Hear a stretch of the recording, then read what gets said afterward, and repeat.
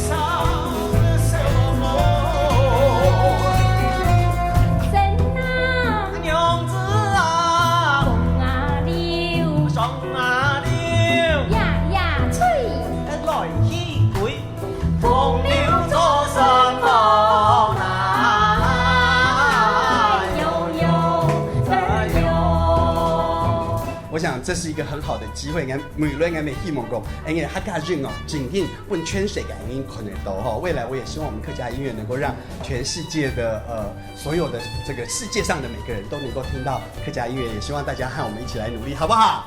我们希望讲真正的叫做合作认识客家人哦，每轮叫做对客家的文化、客家的传承叫做走得到强下来走哈，就是也希望说他们很早的接触我们客家音乐、客家的文化，未来可以和我们一起来传承客家。那我想今天晚上非常感谢大家哦，宣梦台之家今年强下来来参加咱们好的法筒，系吗？